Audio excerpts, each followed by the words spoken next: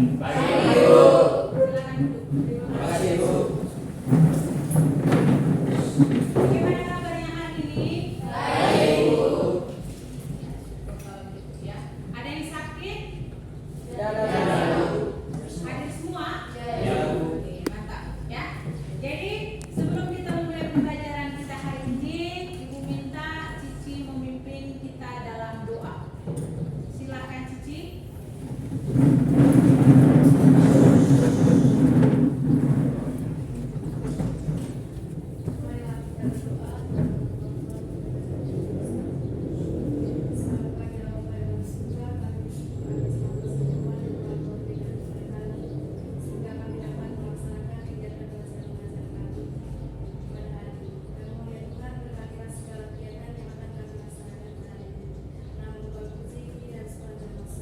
Oke,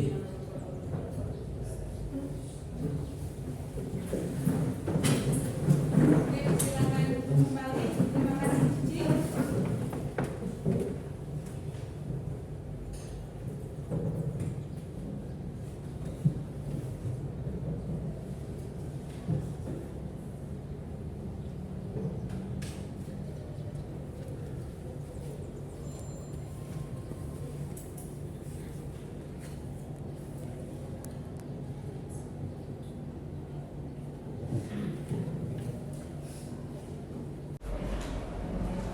Oke, jadi hari ini kita akan mempelajari materi yang baru. Nah, minggu lalu kan kita sudah belajar berkaitan dengan interaksi desa dan kota.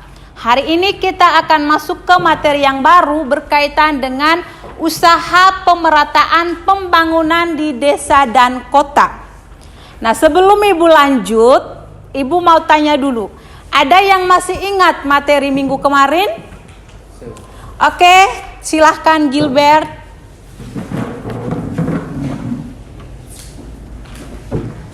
Selamat pagi untuk kita semua. Selamat pagi.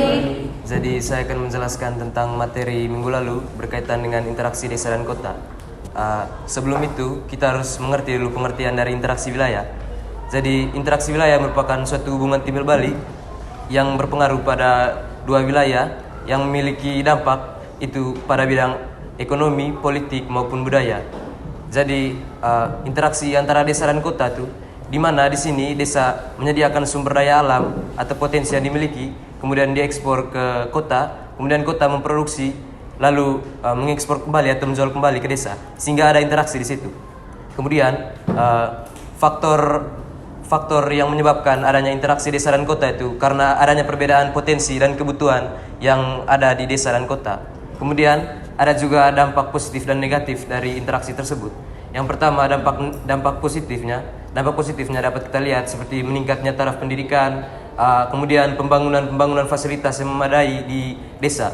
Sedangkan dampak negatifnya dapat kita lihat seperti modernisme, kemudian adanya kemacetan dan juga pencemaran lingkungan. Sekian dan terima kasih. Oke, tepuk tangan untuk Gilbert. Jadi Gilbert sudah sangat bagus menjelaskan berkaitan dengan materi pembelajaran kita minggu lalu berkaitan dengan interaksi desa dan kota. Nah, perhatikan ke sini. Gambar apa yang kalian lihat di layar? Ada yang bisa menjelaskan ini? Ini gambar apa? Oke, Michaela.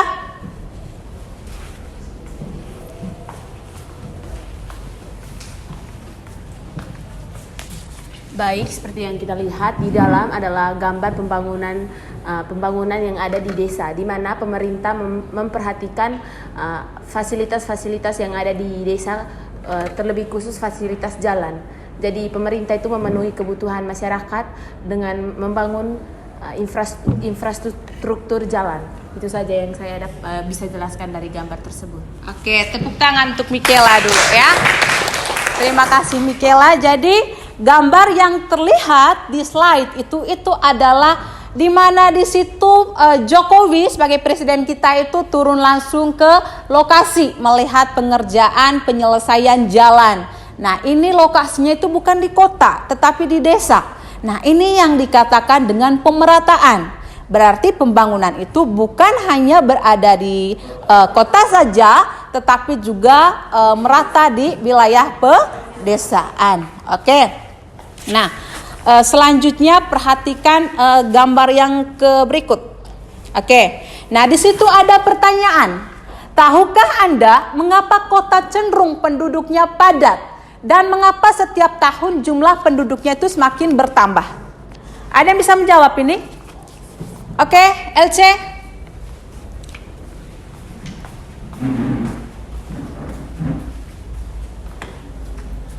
Baik, saya akan menjelaskan tentang gambar. Jadi mengapa penduduk padat di setiap kota dan jumlahnya semakin bertambah? Alasan utamanya itu tingkat urbanisasi yang tinggi. Oke, tingkat urbanisasi yang tinggi. Ada lagi, Edmund?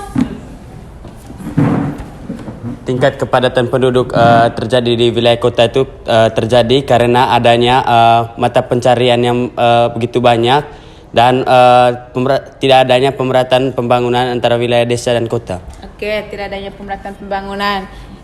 Kevin? Sama. Michaela? Feren?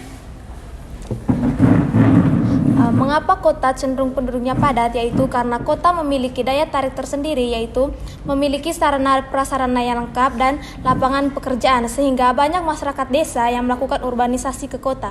Terima kasih. Oke, terima kasih Feren. Yang terakhir dari Gil. Silakan. Jadi mengapa kota cenderung padat? Kita tahu bahwa dalam kehidupan masyarakat itu ada natalitas atau kelahiran, kriminalitas dan kriminalitas, kematian dan juga migrasi atau perpindahan. Jadi kenapa di penduduk kota itu cenderung banyak? Itu karena tingkat kelahiran atau natalitas di kota itu sangat tinggi. Oke, terima kasih ya. Jadi luar biasa sekali jawabannya ya. Nah, di sini banyaknya penduduk di kota itu setiap tahunnya itu karena memang yang pertama tadi itu tingginya angka urbanisasi. Oke. Yang kedua ada daya tarik atau faktor-faktor pendukung di kota yang menyebabkan kota itu memiliki peminat yang semakin banyak tiap tahunnya sehingga cenderung menimbulkan kemacetan dan juga kepadatan penduduk, dan juga tingkat kelahiran di sini juga merupakan salah satu faktor utama juga tingginya penduduk atau kepadatan penduduk di wilayah perkotaan ya. Oke. Nah, yang berikut ada permasalahan di situ. Ada dua gambar. Ada gambar yang menayangkan jalan bagus, ada gambar yang menayangkan jalan yang tidak bagus. Adakah yang bisa menjelaskan tentang gambar ini? Oke, silakan Rena. Oke, baik. Jadi dari gambar tersebut di mana kita dapat lihat terjadi kesenjangan antara desa dan kota, di mana di desa ini infrastruktur jalannya itu sangat bagus, tapi di kota itu masih infrastruktur di kota itu sangat bagus atau sudah memadai, sementara di desa itu masih masih kurang, belum ada kemajuan dari infrastruktur jalannya. Oke. Nah, di sini dari jawabannya Rena itu mengatakan bahwa adanya kesenjangan atau adanya ketimpangan pemerataan pembangunan antara wilayah desa dan juga kota.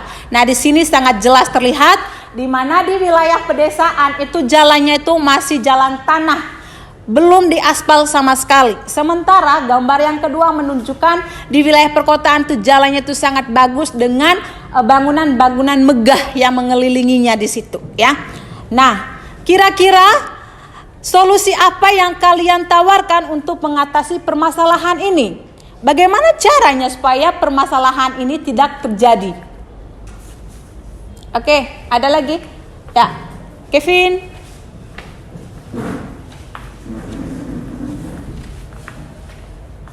Baik, terima kasih atas waktu dan kesempatan yang diberikan.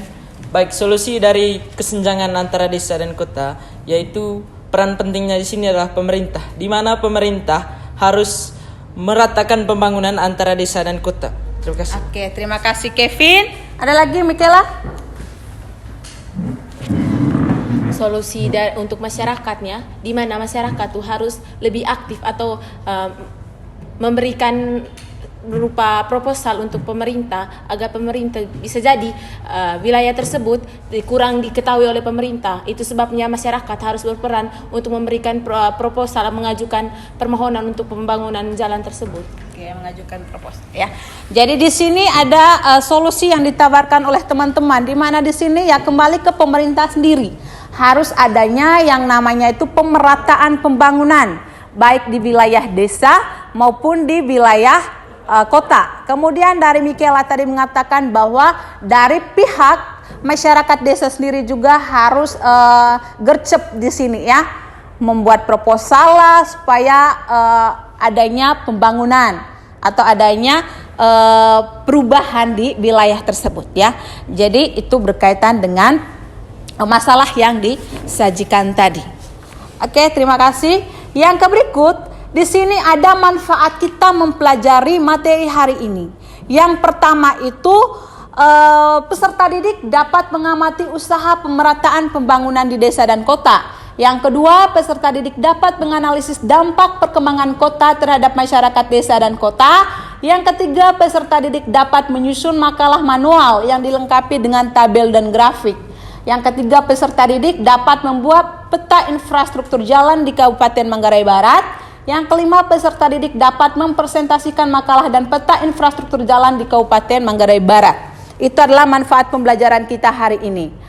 Sementara tujuan pembelajaran kita hari ini yaitu kita dengan pendekatan saintifik dengan menggunakan model pembelajaran project based learning secara mandiri dan kelompok, peserta didik diharapkan mampu mengamati usaha pemerataan pembangunan di desa dan kota. Yang kedua, menganalisis dampak perkembangan kota terhadap masyarakat desa dan kota.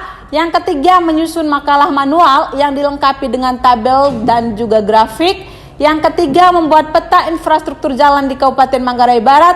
Yang keempat, mempresentasikan makalah dan peta infrastruktur jalan di Kabupaten Manggarai Barat. Itu adalah tujuan pembelajaran kita hari ini. Nah, sementara mekanisme pembelajaran kita hari ini, di sini kita memiliki 6 mekanisme pembelajaran dari model pembelajaran project based learning. Yang pertama itu satu, memberikan pertanyaan dasar. Yang kedua, menyusun rencana project. Yang ketiga, menyusun jadwal aktivitas dalam menyelesaikan project. Yang keempat, pemantauan terhadap kegiatan pengerjaan project. Yang kelima, penilaian hasil project. Yang keenam, refleksi terhadap aktivitas dan hasil penyelesaian project. Itu merupakan mekanisme pembelajaran dari model pembelajaran yang kita gunakan hari ini. Ya. Jadi, untuk informasi penilaiannya itu tetap sama ya. Yang pertama, untuk penilaian yang Ibu ambil itulah ada nilai individu dan juga ada nilai kelompok. Nah, nilai individu itu berdasarkan keaktifan dari teman-teman semua. Sementara nilai kelompok itu berdasarkan keaktifan teman-teman di dalam kelompok dalam penyelesaian project sebentar, ya. Nah, sementara untuk nilai kuis yang sudah kita buat minggu lalu kan sudah lihat semua nilainya, Ibu sudah kirim. Jadi semua nilainya sangat bagus sekali. Dan jadi Ibu harapkan untuk pembelajaran kali ini juga nilainya juga itu tidak kalah bagus dari nilai yang kemarin. Oke? Oke, ya.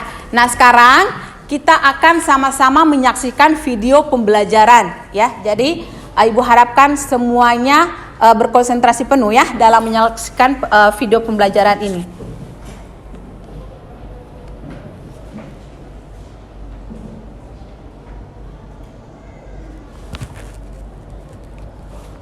Sebentar ya.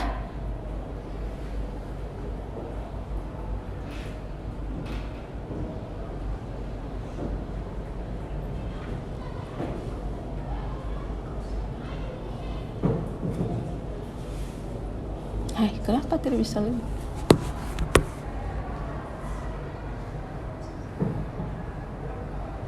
Apa? Oke, sebentar ya.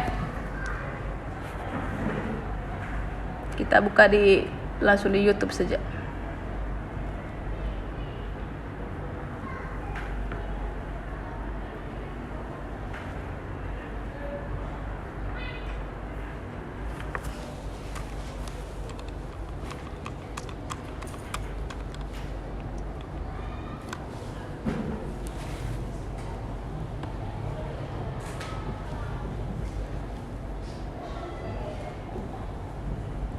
Sabar ya.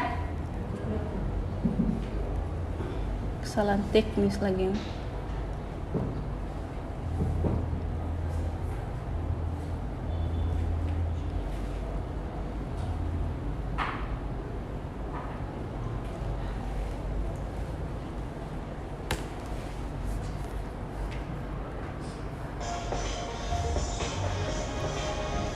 Sorry. Kan ini.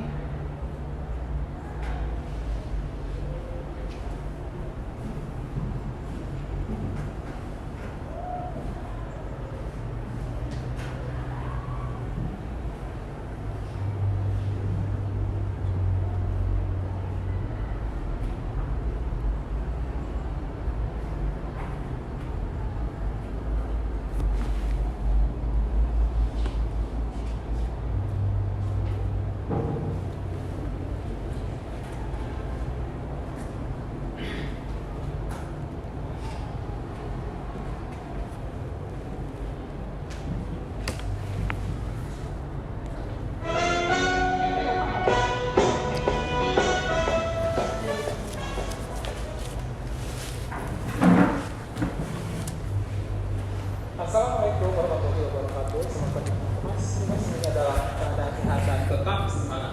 Di pertemuan kali ini saya cuma membahas materi usaha pemerataan, pembangunan serta dampak perkembangan wilayah di desa dan kota. Usaha pemerataan pembangunan di desa dan kota ada beberapa poin. Yang pertama, meningkatkan kualitas sumber daya manusia masyarakat desa dengan wajib belajar 12 tahun. Yang kedua, membuka kesempatan kerja dan pemberian bantuan kepada usaha kecil dan menengah di desa. Yang ketiga, mengadakan penyuluhan, pelatihan, dan pembinaan pada penduduk desa sebagai upaya meningkatkan kualitas sumber daya manusia. Yang keempat, perbaikan sarana dan prasarana penunjang pembangunan di desa seperti fasilitas transportasi dan komunikasi. Yang kelima, pengembangan usaha kecil dan menengah serta peningkatan pemasaran hasil produksi industri di pedesaan. Faktor yang menyebabkan pembangunan belum merata di Indonesia antara lain, yang pertama, wilayah Indonesia begitu luas membuat perkembangan ekonomi tak merata sehingga ada kesenjangan di setiap daerah. Yang kedua, Indonesia terdiri dari kepulauan yang sangat banyak sehingga banyak proses pembangunan terhambat oleh terpisahnya pulau-pulau tersebut sehingga pembangunan menjadi lambat dan tidak efektif. Yang ketiga, ketimpangan pembangunan infrastruktur. Yang keempat, ketimpangan kualitas sumber daya manusia. Yang kelima, ketimpangan sumber daya energi yang masih terpusat di Jawa dan Sumatera. Yang keenam, banyaknya sumber daya alam yang belum tereksploitasi di daerah. Yang ketujuh, ketidakseimbangan pasokan sumber daya alam dengan kebutuhan pembangunan. Yang kedelapan, ketidakseimbangan pasokan sumber daya alam dengan kebutuhan pembangunan. Dampak positif interaksi desa dan kota bagi desa. Yang pertama, pengetahuan penduduk desa semakin bertambah karena tersedia sarana dan prasarana pendidikan yang memadai. Yang kedua, ketinggalan wilayah desa semakin berkurang. Yang ketiga, kesenjangan ekonomi wilayah semakin berkembang. Yang keempat, aksesibilitas wilayah desa semakin mudah karena tersedia jalur transportasi yang memadai. Yang kelima, pelaku peduli lingkungan penduduk desa yang berorientasi pada kearifan lokal semakin meningkat. Yang keenam, kesadaran penduduk desa meningkat karena masalah kepadatan penduduk. Yang ketujuh, kebutuhan barang-barang yang tidak dihasilkan di desa bisa terpenuhi. Dampak positif interaksi desa dan kota bagi kota. Yang pertama, pasokan sumber daya alam berupa bahan mentah atau bahan baku industri terpenuhi. Yang kedua, kebutuhan pangan yang berasal dari desa terpenuhi. Yang ketiga, kebutuhan tenaga kerja dari desa di kota tercukupi. Yang keempat, produk yang dihasilkan penduduk kota dipasarkan hingga pelosok desa. Yang selanjutnya, dampak negatif interaksi desa dan kota bagi desa. Yang pertama, memudarnya semangat kerja penduduk desa di bidang pertanian akibat modernisasi kota. Yang kedua, meningkatnya perilaku konsumtif dan kejahatan akibat pengaruh iklim produk industri dan film ataupun sinetron yang ditayangkan di televisi. Yang ketiga, berkurangnya jumlah tenaga kerja produktif di bidang pertanian karena banyak penduduk desa usia produktif lebih tertarik bekerja di kota. Yang keempat, berubahnya penggunaan lahan desa akibat perkembangan kota dan pembangunan perumahan di perbatasan desa dan kota. Yang kelima, memudarnya tradisi di pedesaan sebagai akibat tata cara dan kebiasaan kota yang mengubah budaya desa. Dampak negatif bagi kota. Yang pertama, meningkatnya jumlah pengangguran dan penduduk miskin di kota akibat urbanisasi. Yang kedua, muncul daerah kumuh dan daerah liar, bantaran sungai, pinggiran rel kereta api, kuburan, dan kolong jembatan. Yang ketiga, tingginya kepadatan penduduk menyebabkan kurang optimalnya kinerja pelayanan umum. Yang keempat, terjadinya degradasi kualitas lingkungan fisik dan sosial akibat peningkatan jumlah penduduk dari dalam dan luar kota. Terima kasih sudah menyimak materi di pertemuan kali ini, semoga bisa bermanfaat. Sampai bertemu di pertemuan selanjutnya. Wassalamualaikum warahmatullahi wabarakatuh. Oke, itu adalah video pembelajaran yang berkaitan dengan usaha pemerataan pembangunan di desa dan kota tadi. Nah, sekarang dari video yang sudah kita simak dan kita saksikan bersama tadi, kira-kira menurut kalian faktor yang sangat-sangat berpengaruh sekali terhadap pemerataan pembangunan di desa dan kota itu kira-kira faktor apa? Makanya itu harus adanya itu usaha pemerataan pembangunan di desa dan kota. Jadi kan berangkat dari faktor-faktor pendukung di sini yang menuntut supaya misalnya tadi itu harus dilakukan belajar 12 tahun, kemudian kemiskinan, kemudian adanya itu infrastruktur yang tidak memadai. Kira-kira apa di sini? Oke, silakan. Feren.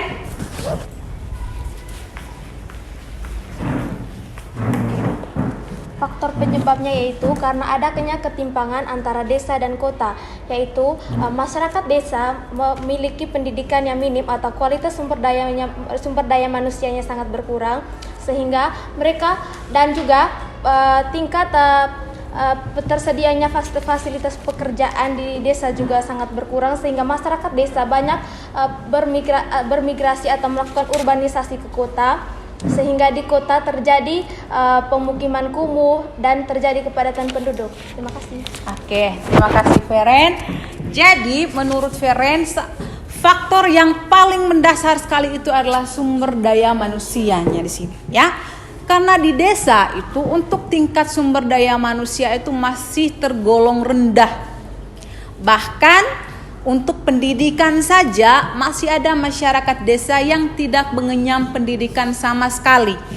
Dan ini tentunya itu sangat berpengaruh terhadap pola pikir masyarakat dan juga berkaitan dengan pemenuhan kebutuhan ekonomi. Jadi kalau misalnya di sini kenapa pemerintah itu mencanangkan wajib belajar 12 tahun itu supaya bisa merubah pola pikir dari masyarakat. Dari yang hanya berpikir secara tradisional saja, berharap supaya dia itu lebih kreatif, lebih modern, lebih rasional dia punya pola pemikirannya di sini, ya. Oke. Yang berikut berkaitan dengan infrastruktur. Nah, infrastruktur ini kira-kira dari infrastruktur, kita kan tahu infrastruktur ini berkaitan dengan pembangunan, ya. Kira-kira kenapa ini juga merupakan salah satu faktor? Dia itu masuk di salah satu faktor usaha pemerataan pembangunan di desa dan juga kota. Oke, silakan Edmund. Baik, kenapa infrastruktur menjadi salah satu faktor pemerataan pembangunan? Karena jika suatu infrastruktur di wilayah desa itu memadai, masyarakat desa tidak perlu melakukan urbanisasi ke kota untuk mencari pekerjaan yang tidak dimiliki di wilayah desa. Oke, tidak perlu melakukan urbanisasi. Oke, ya, silakan Ece. Yang kedua, Ibu, aksesibilitas antara kota dan desa itu berjalan memadai. Oke, Berjalan lancar. aksesibilitasnya berjalan lancar. Silakan Michaela. Jadi di mana yang seperti yang kita ketahui bahwa desa itu adalah sumber alam, yaitu sumber alam yang ada di desa itu diperlukan di kota untuk memenuhi kebutuhan masyarakat. Oke. Jadi lebih mudah, ya. Lebih mudah untuk mendistribusikan segala hasil alam dari desa ke wilayah kota. Oke, jadi terima kasih, jawaban semuanya benar, ya. Tepuk tangan untuk IP1 dulu. Oke, sekarang Ibu akan membagi kalian ke dalam 5 kelompok. Silakan masing-masing duduk per kelompok, dan duduk per kelompok itu dengan membentuk huruf U atau huruf L, ya. Bisa? Oke, sekarang ya kalian punya waktu duduk dalam kelompok itu 2 menit.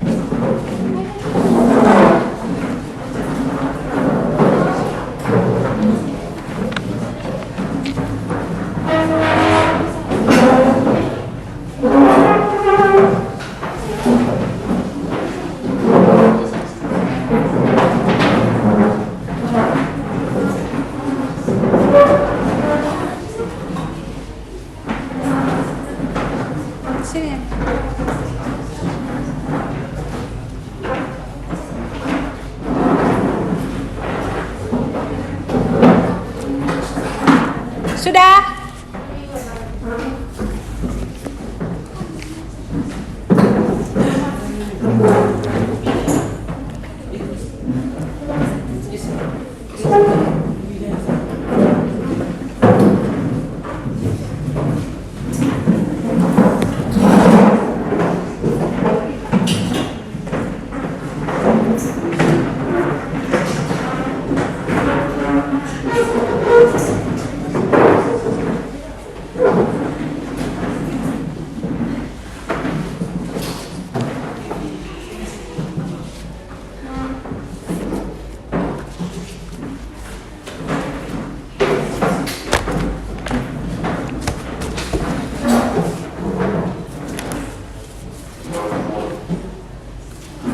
Oke, perhatikan sudah.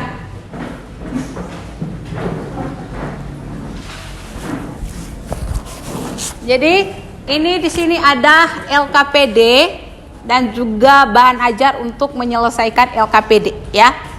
Nah, dalam penyelesaian LKPD ini sebentar, silahkan dilihat di bahan ajar untuk penyelesaian soal-soal di LKPD, dan juga boleh searching di internet.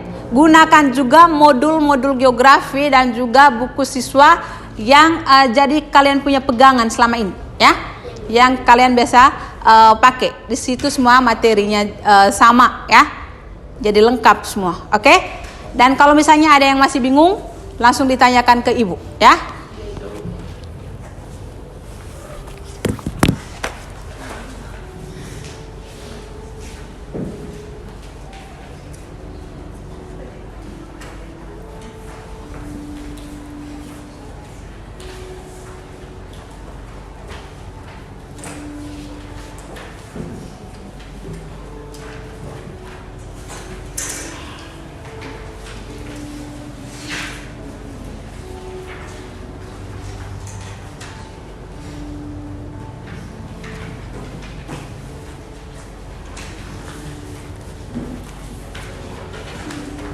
Oke, jadi yang berikut untuk proyeknya di sini ada contoh peta. Silahkan nanti ini kan sudah bawa semua kertas manila toh? Silahkan ini digambar di kertas manila. Nah, setelah itu gambar berdasarkan kecamatan masing-masing ya. Karena ibu sengaja bagi kecamatannya itu, kelompok itu kecamatannya berbeda. Silakan kalian membuat peta infrastruktur jalan untuk wilayah kalian masing-masing.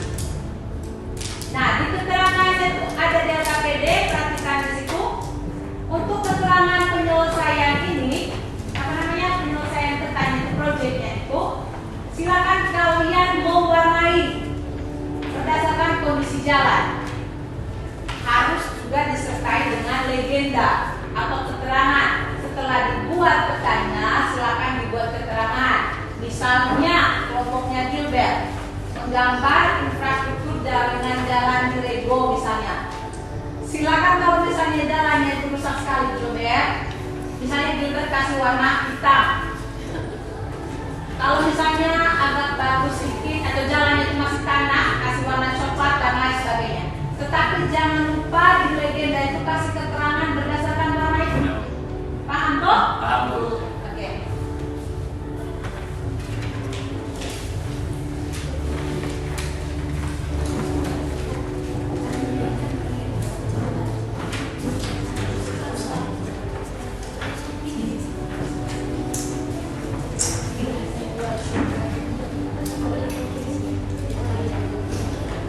Oke. Semua perlengkapan yang diminta di bawah toh? Ya, Bu. Pintar ya.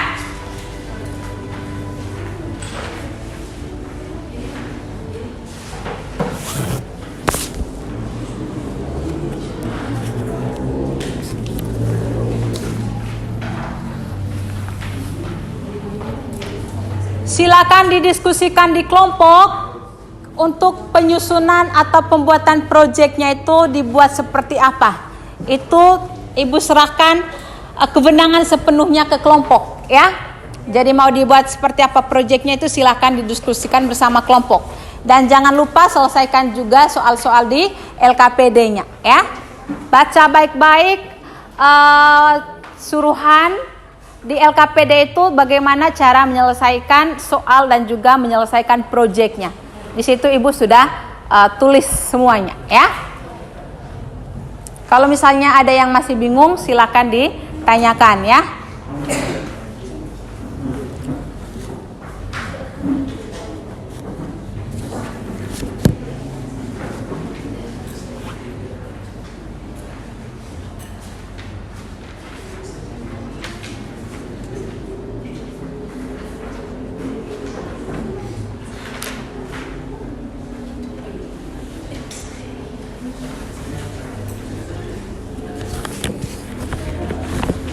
Oke, untuk jadwal penyelesaian proyeknya bisa diselesaikan hari ini atau masih butuh waktu? Masih butuh waktu. Oke, masih butuh waktu ya. Jadi kita kerjakan semampu kita hari ini. Penyempurnaannya itu besok atau lusa ya, karena setelah ini minggu depan itu bukan minggu depan ya, sekitar hari Sabtu itu harus sudah selesai dan harus dipresentasikan ya.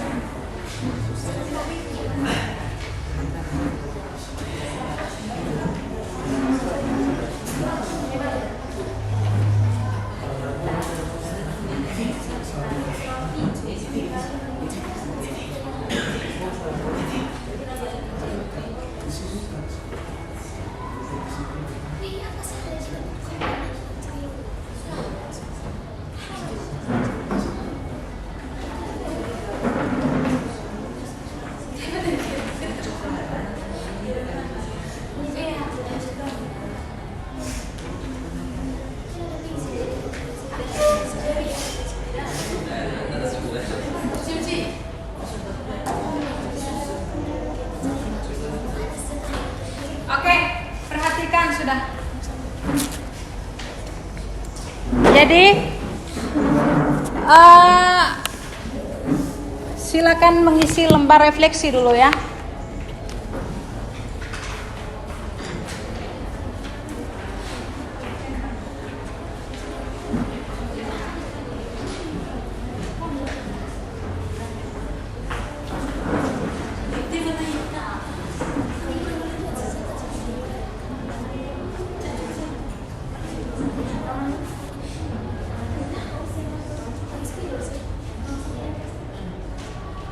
Silakan Edmund membuat refleksi pembelajaran kita hari ini.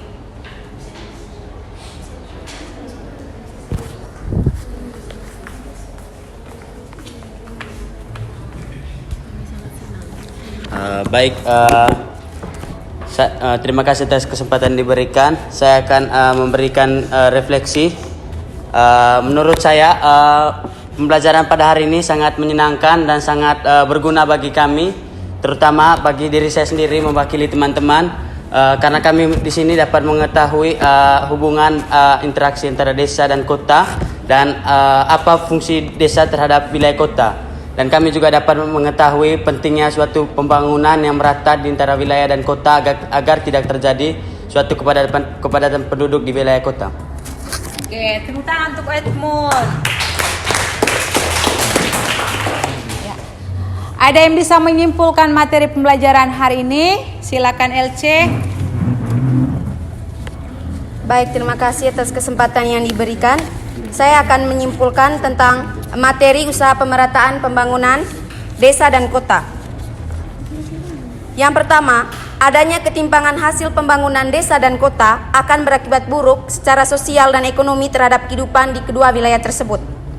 Maka, upaya yang dilakukan untuk pemerataan pembangunan desa dan kota yang pertama adalah meningkatkan kualitas sumber daya manusia, masyarakat desa dengan menetapkan program wajib belajar 12 tahun.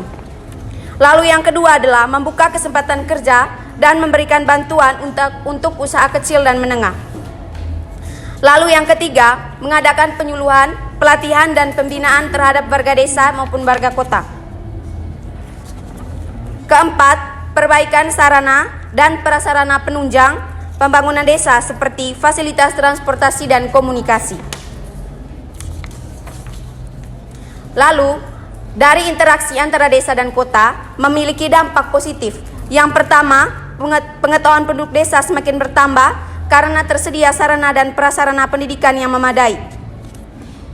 Itu adalah salah satu dampak positif antara interaksi desa dan kota.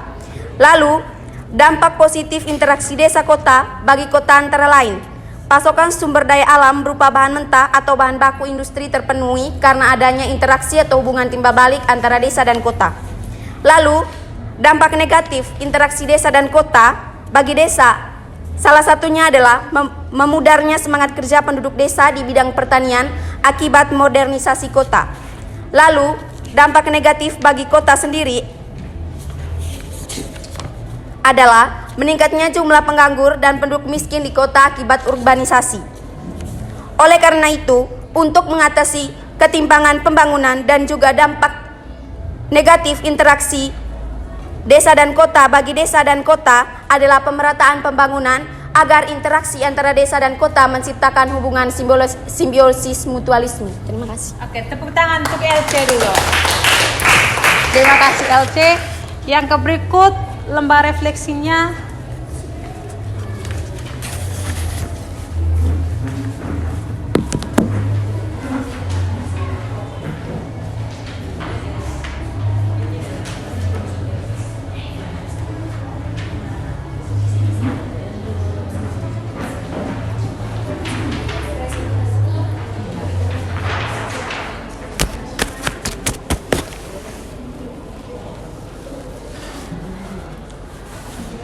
Oke, jadi itu adalah materi yang berkaitan dengan usaha pemerataan pembangunan di desa dan kota. Di mana di sini tadi ada beberapa faktor-faktor yang mempengaruhi terjadinya usaha pemerataan pembangunan di desa dan kota. Nah, dan juga ada interaksi desa dan kota yang menimbulkan dampak positif maupun dampak negatif bagi desa maupun bagi kota itu sendiri. Usaha pemerataan yang pertama tadi itu dilihat dari sumber daya manusianya. Pemerintah mencanangkan program 12 tahun belajar. Berarti setiap orang memiliki hak untuk belajar selama 12 tahun. Berarti dari SD sampai dengan SMA, ya. Jadi itu merata seluruh wilayah Indonesia. Yang kedua di sini itu adanya dukungan usaha dari pemerintah terhadap masyarakat kecil. Misalnya diberikan bantuan dana untuk usaha di bidang pertanian. Kemudian berkaitan dengan infrastruktur jalan. Nah, sudah ada pembenahan, perbaikan dan juga pembangunan jalan-jalan menuju wilayah-wilayah pedesaan.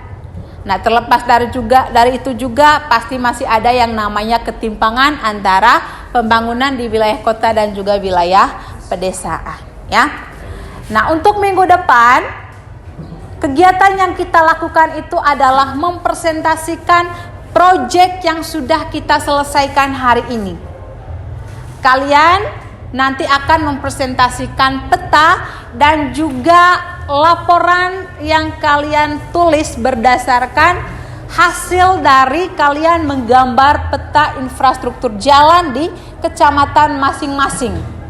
Jangan lupa harus sertakan pula dengan tabel dan juga grafik supaya lebih kuat datanya, ya, supaya lebih diketahui. Oh, berarti berkaitan dengan populasi di kecamatan ini itu adalah sekian. Karena di sini masih banyak di antara kita yang tidak mengetahui keadaan wilayah dari kecamatan-kecamatan yang ada di Kabupaten Manggarai Barat, ya. Jadi Ibu minta supaya disampaikan sedetail mungkin. Oke? Nah, di sini Ibu juga tidak pernah lupa untuk selalu menekankan kepada kalian itu lebih meningkatkan kedisiplinan dan juga tanggung jawab, ya. Disiplin waktu, disiplin dalam pengerjaan tugas, ya, dan juga tanggung jawab dalam penyelesaian tugas, apalagi sebagai pelajar.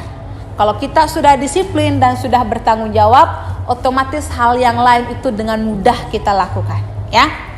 Jadi sekian saja kegiatan pembelajaran kita hari ini. Sebelum menutup pembelajaran kita hari ini, Ibu minta satu orang untuk memimpin kita dalam doa. Cindy, silahkan.